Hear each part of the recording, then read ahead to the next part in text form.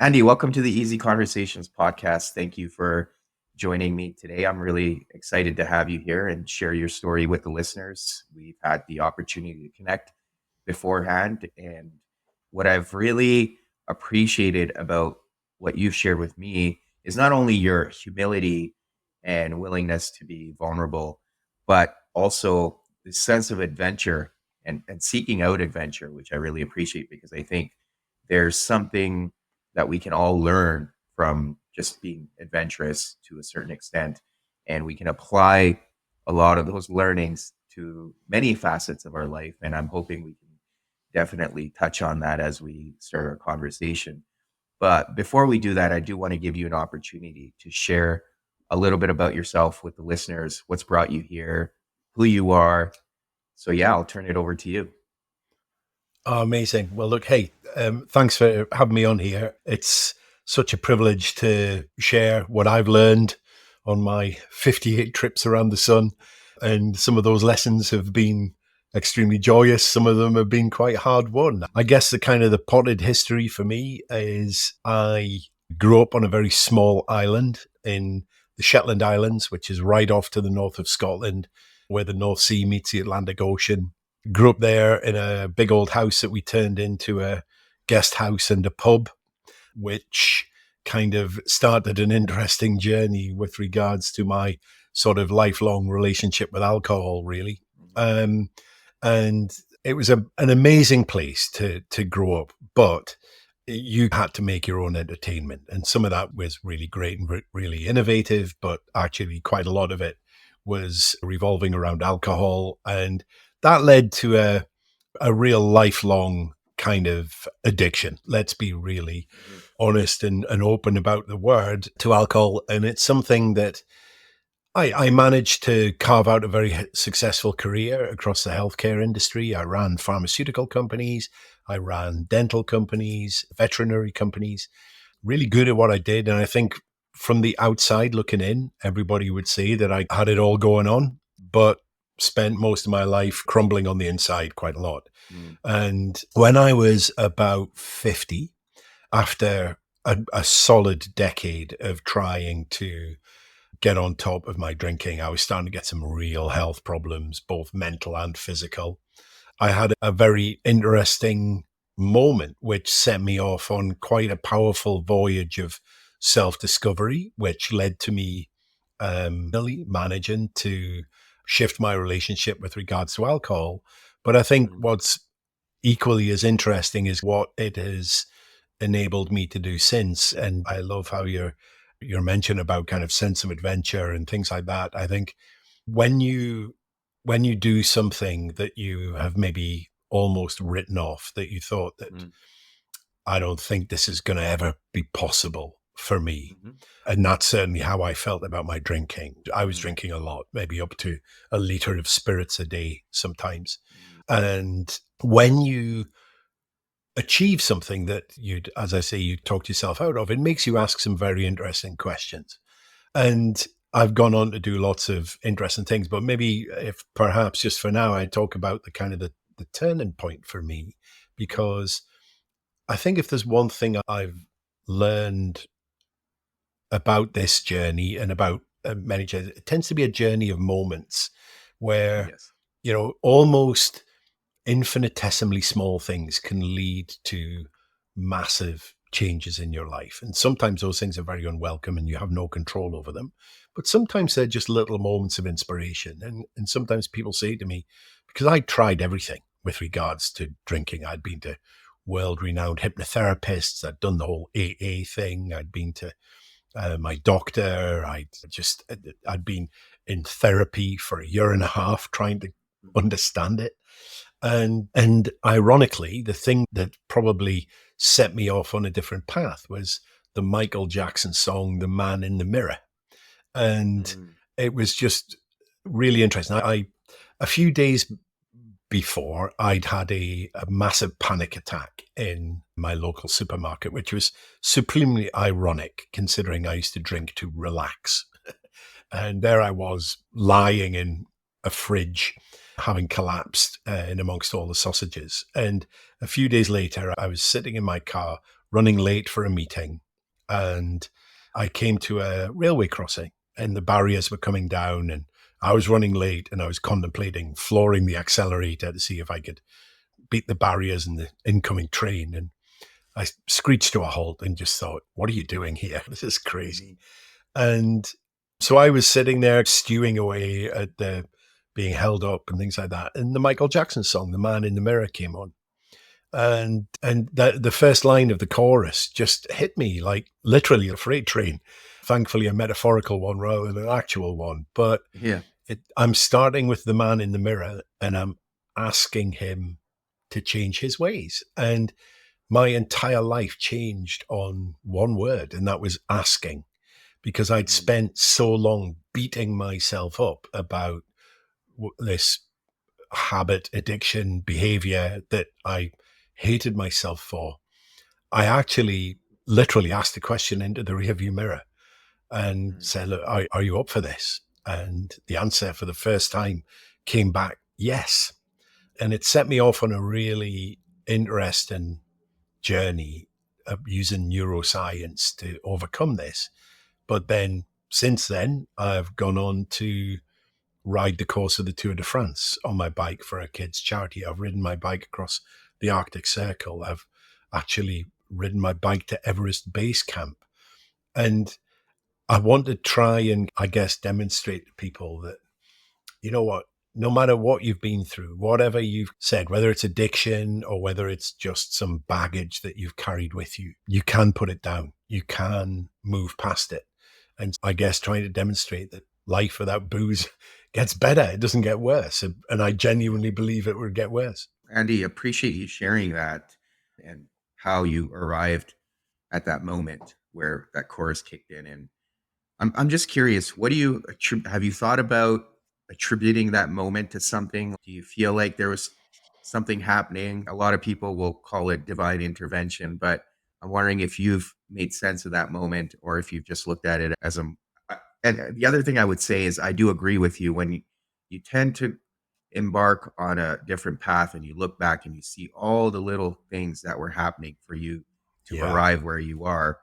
It's insane when you look back, but you obviously don't see it in the moment. So I'm curious to understand what your view has been as you look back on that one specific moment. I think that's a great question. And I think if there's one thing that I have learned over this is when you start to tap into that kind of sense of self, pure spirit, whatever, I think it depends on your belief system as to whether Mhm. you go out with yourself and tap into something higher or whether it's something that's always been within you. It's just you've not Mhm. managed to access it before. My personal view is now I've got used to perhaps being a bit more in tune with myself rather than trying to Mhm. fight myself. You have these conversations, and sometimes you get insights that I think that I I think it has to come from something external. There has to be something out there Mhm. because I can kick myself up the butt sometimes in quite an extraordinary way. And you think, where on earth did that piece of insight come from? And Mhm. there's a wonderful quote by Wayne Dyer who Mhm. says, if you knew who walks beside you on this path that you have chosen, you would never feel fear again. And I really get that because sometimes you can tap into the most comforting, inspirational, amazing source. I can't explain it. But yeah, I think in that moment, there was just a real shift from self flagellation and genuinely waking up each morning hating myself to just a sense of cooperation. Again, that word asking just created a shift, which set me off on a different way of looking at this. And then the answers came almost like an avalanche. And I guess looking at what I do now in terms of helping other people with regards to drinking, I see so many different coincidences where I get emails all the time where they say, Andy, you're not going to believe this. And I'm like, I really will, because Mhm. I just get to see the most wonderful things happening when people start to ask themselves different questions. You achieve something that you thought was impossible, and you start to go, what else have I talked myself out of? And Right. it's an interesting and very fun question. And just learning to say yes a little bit more, a very powerful way to live your life. Mhm. Yeah, no, I appreciate that, and I think to your point, what I've come to realize is it is both internal and external, and you can sometimes get those external insights, but you have to really, and I think from what I'm hearing from you too, is you have to really find this sense of inner peace and contentment before you can truly embrace a lot of this or these insights as you're referring to them. I agree with you. I think it's a bit of both, right? And as you start to embark on that journey, and the other piece there, you have to, in order to say yes to the things that matter, you have to say no to a lot of other things, right? Saying no to alcohol allows you to say Yeah, yes to a lot of these powerful adventures you've been on or things you've been able to do. But that's where yeah. people get stuck is they are not able to say no to the things that are perhaps holding them back. And that's why they're talking themselves out of the things that they want to be doing really on a deeper level. And that's where that I think friction really happens. Yeah. And I think working with a coach or accessing intuition, again, just I love the Einstein quote that says problems cannot be solved with the same thinking that created them. Mm-hmm. And sometimes you've got to get out of your own head, as it were, to see the wood for the trees. Chris, one of my clients, who's a really good friend, he has a great way of putting it. He says, you cannot see the label when you're inside the jam jar. And I love that. And sometimes you find a way to get outside the jam jar yourself Mm-hmm. and see the label. And sometimes you need a little bit of help. You need somebody to point it out. And I've had Mm-hmm. so many instances where in a meditative state or something like that, and I go and talk to my future self that I'm trying to aspire to. And sometimes the level of intuition and challenge that you get is extraordinary. Mm-hmm. Yeah, I agree absolutely. So the other piece I've come to appreciate when it comes to addiction is the individual's ability to recognize their powerlessness to the addiction itself. I'm wondering if that was something that you had to, and I know you referred to AA, and that's one of the things that in the 12 steps is recognizing you're powerless to this thing. And the second you stop fighting it and you just accept that, it can become a lot easier. I'm wondering if that was also a huge component in your recovery and then your journey afterwards. Yeah. Yes, the kind of the 12-step approach, it didn't resonate with me in that some of it felt incredibly broad brush. And Hmm. when I was sitting there and there's people saying, "Oh, we think this, don't we?" And I was thinking, "No, I'm not sure I do think that." And that, but agree wholeheartedly with the stopping fighting. That was my moment.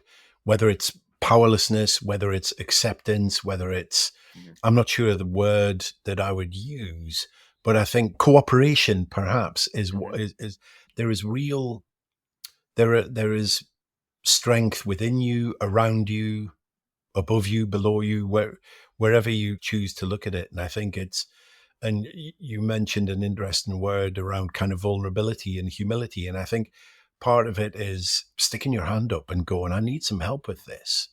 And I think that can be a real turning point in terms of, if I look back over my life, I think the times when I have moved on the most have been the times when I stopped trying to just work it all out on my own, and I've either gone within or I've asked somebody else. And sometimes that can feel shameful.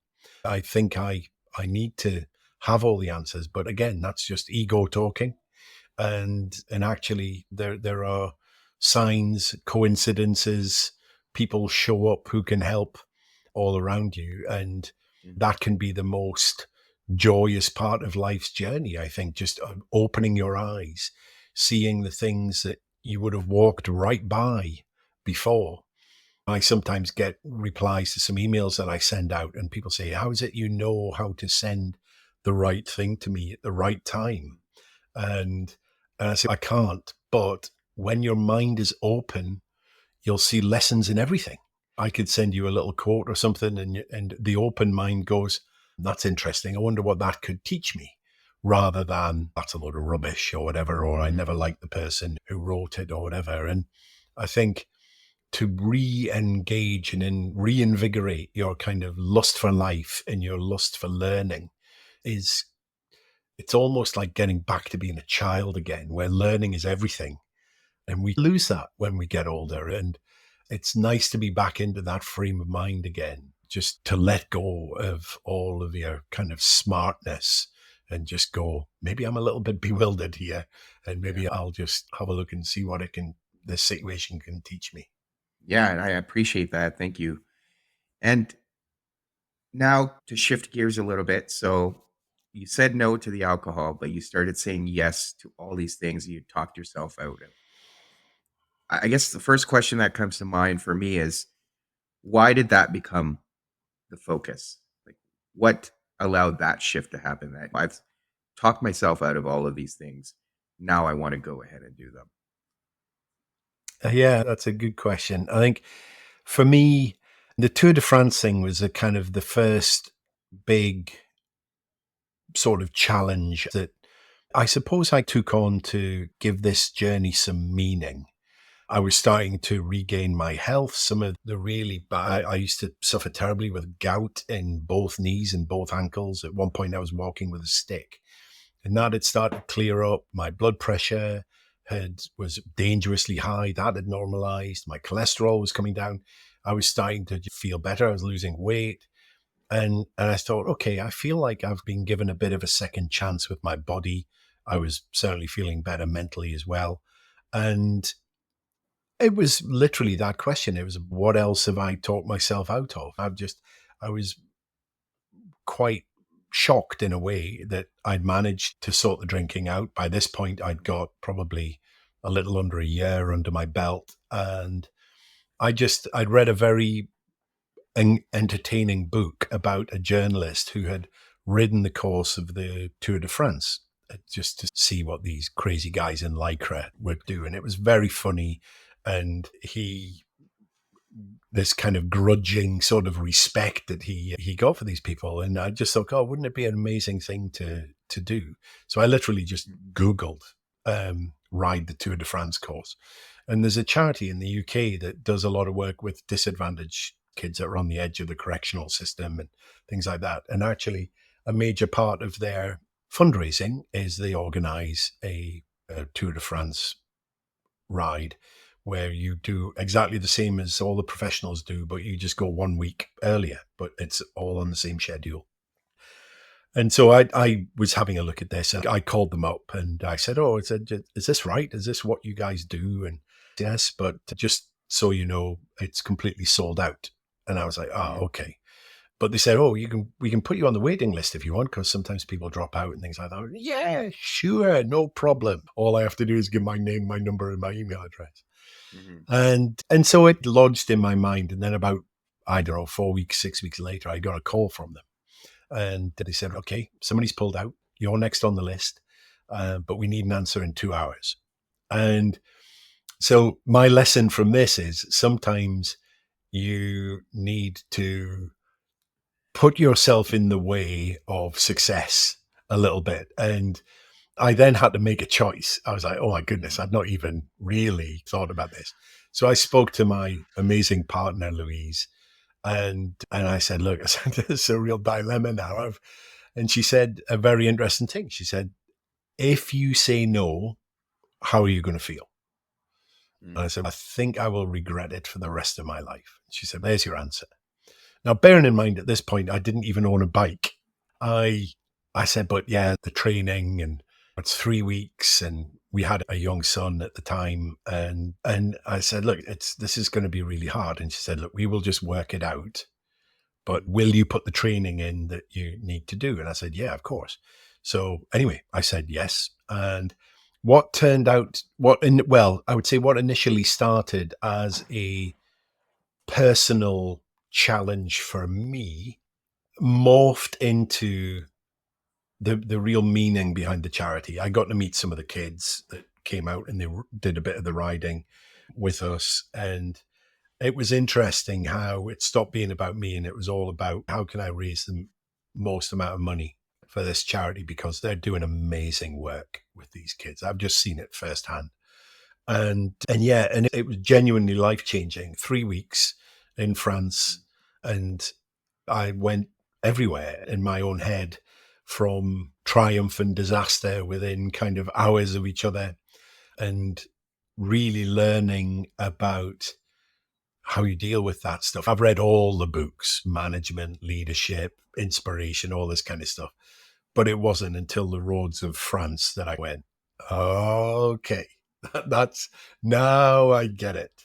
Just things like the value of consistency and endurance and being able to just find that within you when all seems lost and you're really talking yourselves out of things.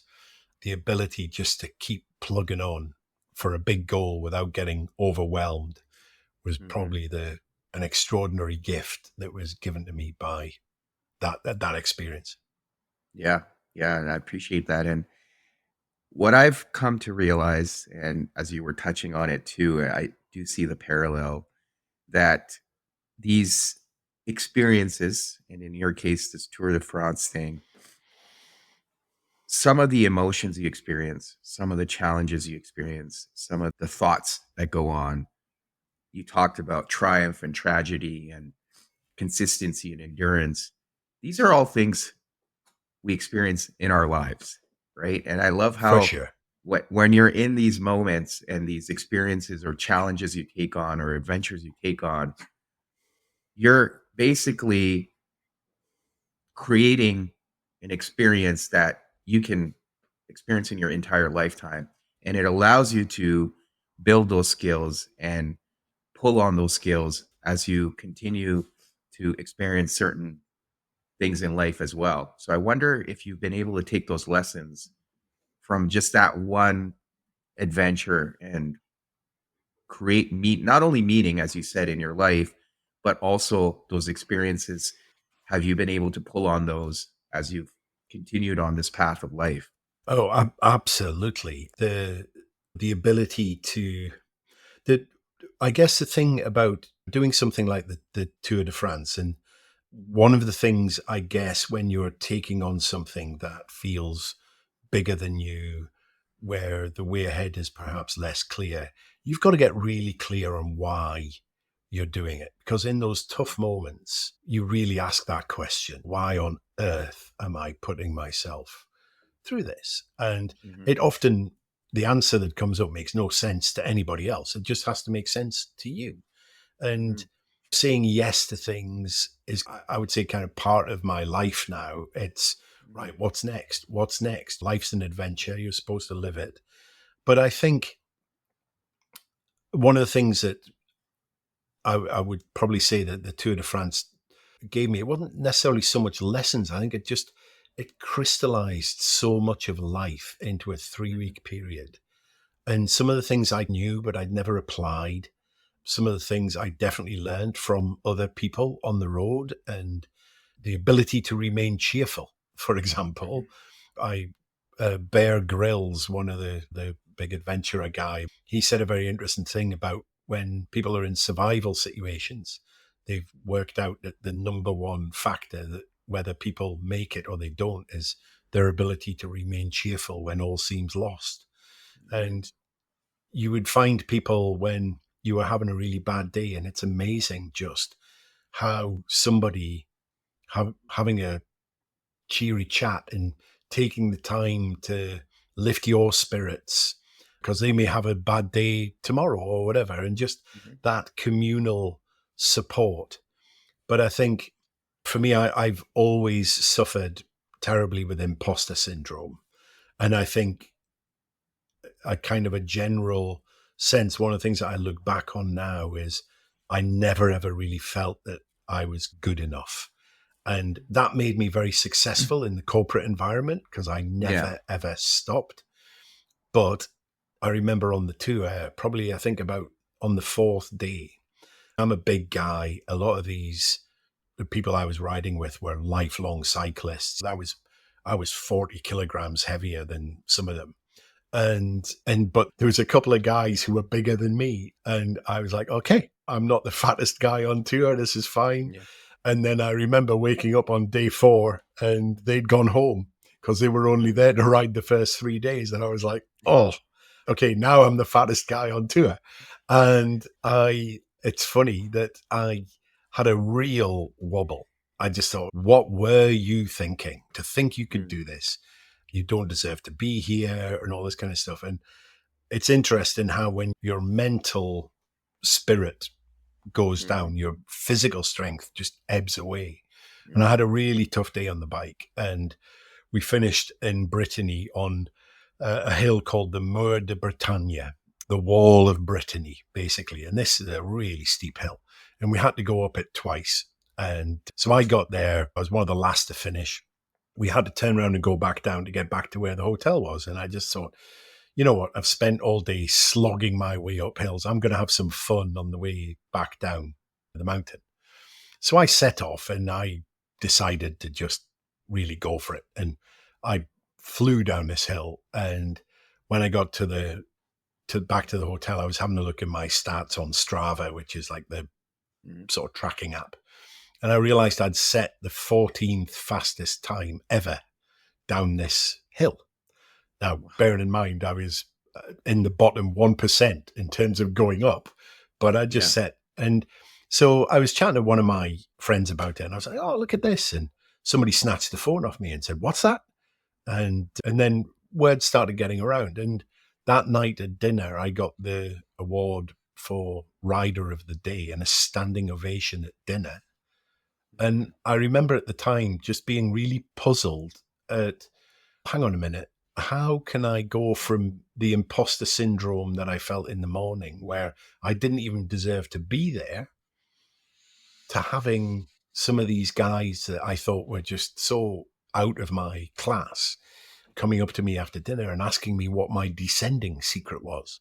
And I'm like, it's Isaac Newton wasn't messing around with this gravity thing. I'm a big Yeah. guy. I go downhill very fast. I go uphill very slowly, downhill very fast.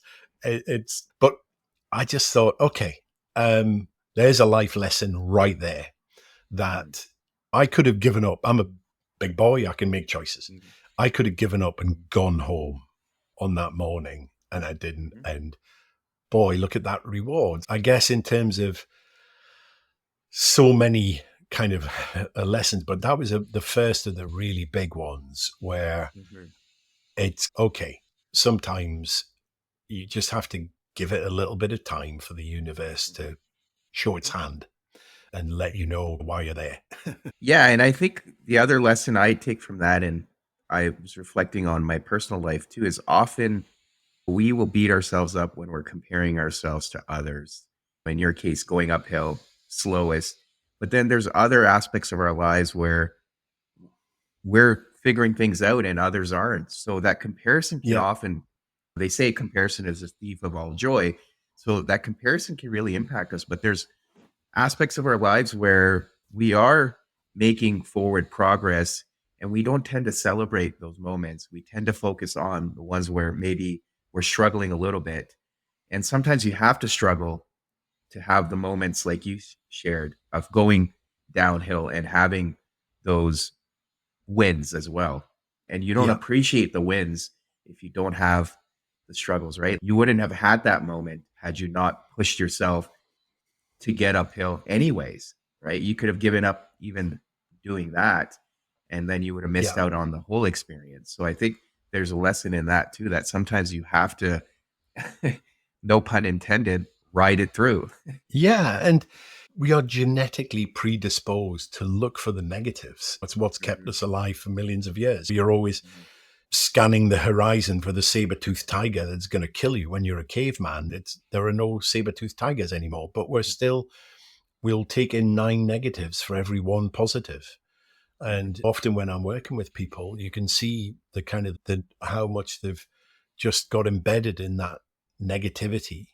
And it's not about being, oh, I just need to be positive all the time. That's unrealistic. However, if the ratio is currently 9 negatives to 1 positive, if you can make that 8 to 2, your life will change pretty much overnight. And exactly as you describe, nobody's going to come and do that for you. Mm-hmm. You have to look for the positives. You have to celebrate the wins. You have to be grateful for the stuff that you have. And that is just a very powerful force in your life to Mm-hmm. just smell the roses as you go and just go, yeah, there's stuff I'm working on, there's stuff that I am striving for, and it's maybe deeply uncomfortable. And I know there'll Mm-hmm. be a payoff further down the line. But for now, I'm just going to enjoy this. And so many times you're riding along the road on the tour and you're riding through fields of sunflowers, and you're there at the 50, 60 mile mark and you think, oh, I'm barely even halfway on this day. And then you go, hang on a minute, just look around. And here Mm-hmm. you are. You're not at work. You're here on your bike with your friends. And it's an amazing experience and a journey. And I think it's one thing that I think we're all pretty poor at is just to manage that for ourselves and look for those wins, look for those little celebrations and give yourself credit, because we tend to just, again, as I was describing with the imposter syndrome, we feel unworthy. We feel like yeah, but it should have been better. One of the things that kicked off my imposter syndrome more than anything was when people were responding to my blogs and things and saying, "Oh, Andy, you're such an inspiration." And I'm like, don't call me an inspiration. I'm getting back to the hotel, in the last handful of riders Yeah. every day. There are people that are getting home, 5 hours sometimes before I get there. There's what's inspirational about that. And I finally got it, that actually what inspires other people is not the achievement, it's the struggle and how you apply yourself to it. And so finding a way to inspire yourself on that journey, Mm-hmm. I think is quite a key thing. Yeah, yeah, absolutely. And the idea behind struggle, I do want to explore that a little bit because when people are struggling with anxiety and they have created this worst case scenario in their head and they have this fear preventing them from doing something, one of the things we do in therapy, and I'm sure you've heard of this, is exposure. So you want to expose yourself slowly to this Yeah, fear or this thing that you're anxious about. And over time, as you start testing your boundaries, you realize that, okay, this situation isn't as bad as I thought. What I like about these struggling challenges is you're voluntarily exposing yourself to them yeah, to the point where you're building resilience. And yeah, when we were talking about finding parallels in our lives from these struggles, that's essentially what happens is you start building this resilience that when you start to experience stress in your day-to-day life, you now have the skills and the tools in your toolbox to be able to face them head on. And I think when people talk themselves out of these experiences, not only are they missing out on the experience itself, they're also missing out on this resilience that they could be building that could help them in many aspects of their lives. So I just wanted to explore that with you and see if that kind of rings a bell and how does that sound to you when you look at it from even a therapeutic standpoint and why exposure is so important for us. I 100% agree with that. I think resilience is something that is not given. It is something that is built. And I think different people have different kind of innate levels of it. Some people are naturally more resilient than others. Mhm. I think particularly when people come from an addiction situation, you've almost given away your resilience. I know from my standpoint, it's, oh, I've had a terrible day. Okay, where's the bottle? And you don't even you don't even expose yourself to the Mhm. risk or the lesson or whatever. Mhm. And I think my impression, certainly when I'm working with people as well, is it's about being kind to yourself, but not letting yourself off the hook. It's tempting to go completely over the top and to overwhelm yourself and go, I've got to do everything right now. And sometimes being kind to yourself and being patient with Mhm. yourself, exposing yourself to the stuff that scares you in manageable chunks is crucial. If you were going to run a marathon or something like that and you weren't a runner, you wouldn't just go out and run 26 miles because you'd probably you'd certainly never go out for a second run. You'd destroy yourself. So you build up to it. And I think certainly the tour in terms of what that gave me and what I went on to do subsequently, I think just when I was dealing with the people often say about if you're not going to drink, you've got to sit with your feelings. Mhm. And but they make that sound like that's always bad, and it isn't. It Yeah. can sometimes be bad, but often I think, God, I missed out on so many good things as well because I was not fully present and I was not enjoying life the way that I do now. Again, I suppose taking time to acknowledge that is important because otherwise you just go, I'm just not drinking means I've got to deal with all the bad stuff. You've got to actually proactively say, yeah, I was up early and I saw the sunrise and that was amazing. And I really enjoyed that. So I'm going to choose to take that in the same way that I'm going to take in whether or not I've had a stressful day, and I'm not going to drink my way out of it. I'm going to Mhm. just allow myself to process that feeling. It is definitely a learned, I think I would say resilience is a learned skill. I remember last year I rode my bike up to Everest Base Camp, and we we were climbing on the penultimate day up to 5,200 meters, which is not a happy place to be when you're on a bike and you've got Yeah. no breath and you feel terrible. And it was probably the hardest moment I have ever put in on a bike. And there was this savage headwind. And literally, I had my mouth wide open just to try and capture some of the wind. It's like, there's got to be some air in there, got to be some oxygen in there. And I felt terrible. And all I wanted to do was get off the bike and cry. And Mm. actually, it was what I'd learned on the tour that helped me with that because I thought, yeah, I've been here before, not to this degree, but I know that you could get off the bike and have a bit of a cry, but then you've only got to get back on it again and finish the job. And having ridden over the Alps and the Pyrenees and all this kind of stuff, you go, I know the job finishes at the top and Mhm. I've got 3 kilometers to go. And yes, I'm only doing 4 miles an hour, barely a walking pace.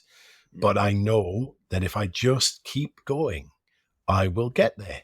And then I can rest at the top and I'll have the benefit of that. And again, had I not been through what I'd been through in those mountains on the tour, I probably would have got off and had a bit of a cry. But it just kept me going. And it was like, right, focus on a stone in the road and watch it slowly coming towards you. And then it goes underneath your wheels and out the back. And then you pick another one. And you just keep doing that. And then eventually you get to the top. And then you get to this extraordinary place where people are getting out of SUV with oxygen masks on and you come wobbling up on your bike and they're like, what, who is this crazy guy on, on a push bike? And then Mhm. next thing it's, can we have a picture with you and all this kind of stuff? And you're like, okay, now I'm glad I kept going. Mhm. But I had a choice to make. I could have got off and had the cry, or I could have just kept pedaling. Yeah. Yeah. No, I like that. So thank you for sharing that as well. And so, speaking of exposure, and you've touched on a couple of events or experiences you've had in terms of what you've sought out. How are you picking these adventures for yourself? What's like, how do you determine that I'm going to do this or I'm going to do that? How do you decide? I would say there's no conscious methodology in it. Mhm. It has to light something inside me. And Mhm. I think the charity side of it is important to me. Somebody said to me, "Oh, it's great you do all this work for charity. That's very altruistic of you." And it's funny, that's not how I look at it. I've spent a lot of my life hating myself, Mm. and I'm quite enjoying bringing some balance back to that and doing things that benefit other people. And Mhm. so it's entirely selfish, to be fair, what I do in terms of raising the money. When I came back from Everest, interestingly enough, I thought I've probably done it now. You can't cycle up a mountain that's bigger than Mount Everest. You can't do a bike race that's longer than the Tour de France. I felt very low after I came back. And then I saw a documentary about the Iditarod Trail Invitational, which is the famous Iditarod dog sled race, but you can also do it on a bike. And I watched this and I thought, ooh, that's just put some lights on inside me. So I've Yeah. got a race in Norway at the end of January, which is one of the qualifiers for it, and that's where I'll see whether I'm up for that physical challenge. But Mm. I think that kind of doing something that is bigger than you and makes you feel a little bit insignificant is a nice feeling. And hate to use the word, but it is a little addictive. Yeah, fair enough. But what is it about that idea of being involved in something that's bigger than you? And I know you touched on the charity side of it, you touched on the challenging side of it. Recognizing that, I think for all of us to recognize that we're insignificant, yet we can do so much. What Yeah. is it about that that for you motivates you or inspires you? Because I know for me, it gives me a sense of purpose and it makes me realize that, yeah, while I'm insignificant in the grand scheme of things and having awareness of my mortality also, but there's still something I am doing that's having a long lasting impact on other people. And I am making some sort of change. And that gives me a sense of purpose too. And so I'm just curious to hear your side of it as well. Yeah. I think when I look at what I do in terms of the addiction side of things and helping people, I think I've always been driven, even as a youngster, to just ease other people's suffering. I'm not really sure where that comes from, but even as a kid, I could always remember thinking, if I can make somebody smile who didn't feel like smiling, or just make somebody feel like they matter.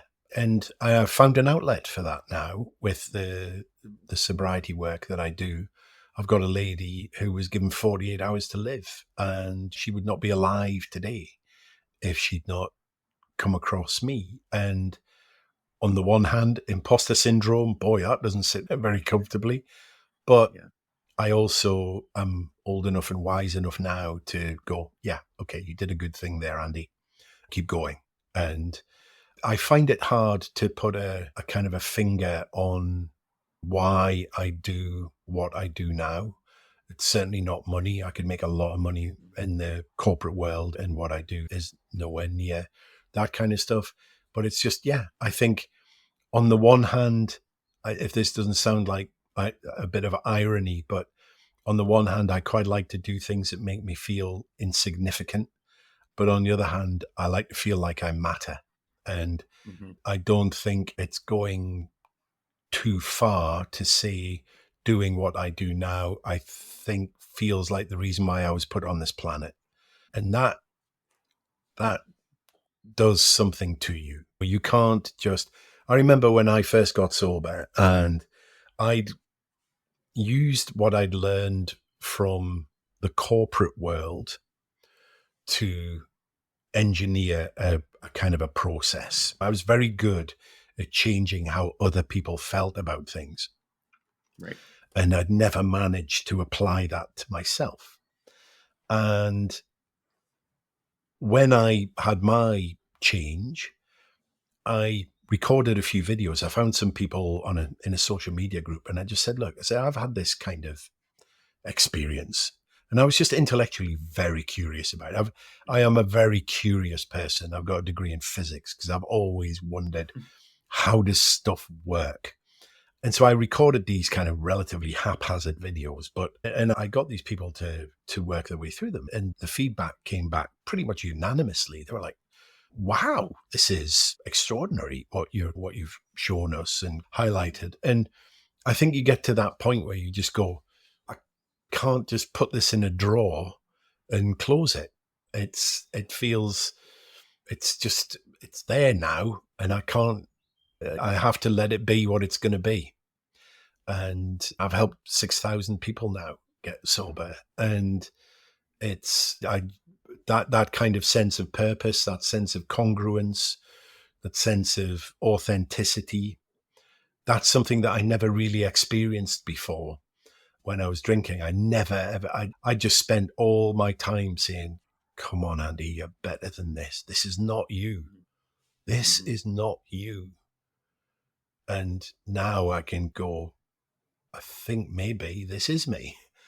And I this guy a bit better than Yeah. who I was. And don't get me wrong, I was successful and helped other people build their careers and did lots of good stuff. But it just didn't do that final thing that Mhm. kind of just lit my spirit. No, that's amazing, and I appreciate that because I definitely see the passion and the joy you experience from the work you're doing. So that's always a pleasure to witness in other people, and that's why I like to talk to people like yourself because it motivates me. But I also love to share the story with others as well. So thank you, Andy, for coming on here today and talking us through your experiences and your journey and what you've learned. I'm sure the listeners will get a Thank you. lot out of this too. But for listeners that do want to learn more about you, or if they want to find you online or get a hold of you, what are some ways they could do that? Yeah, my kind of brand is Sober in Seven because it's a 7-stage process. So soberinseven.com, just the words, or you just type it into search. Facebook, Instagram, I'm on there. Yeah, get in touch. Let me know what your experience is with this, or if perhaps parts of my story you've just perhaps given a little bit of hope. Get in touch. Listen to that. If you've had your little man in the mirror moment, just follow it. Just what an old boss said to me once said, if the path ahead looks uncertain, walk slowly. And actually, if I may, just finish with a kind of a Tour de France story.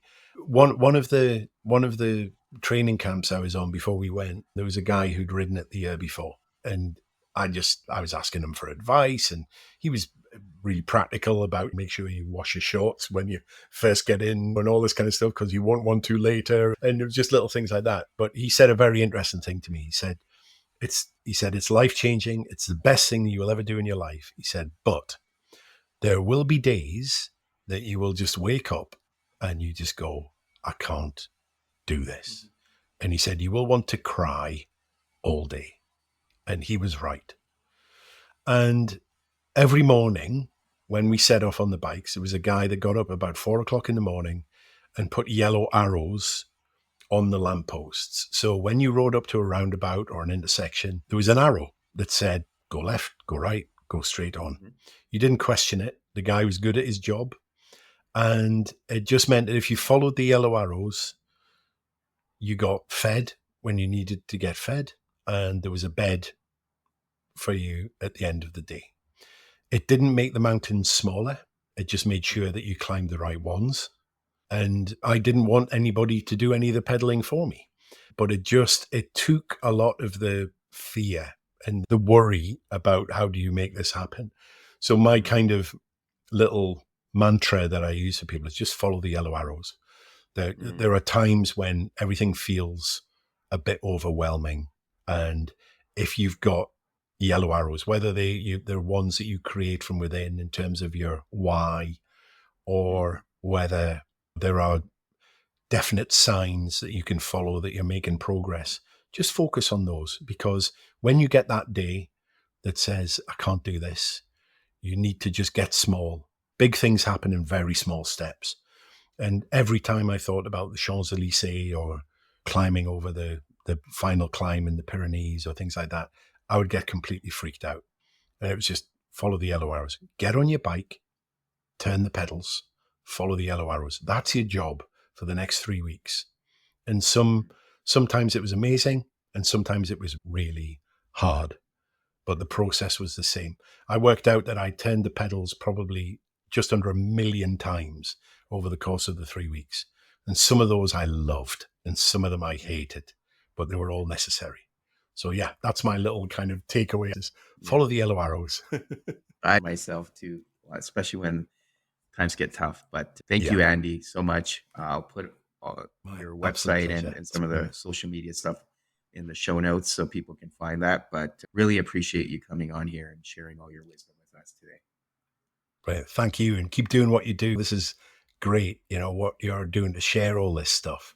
I think we've just had such a movement with our ability to get stuff out there, and the work that you put in to do all this is really appreciated as well.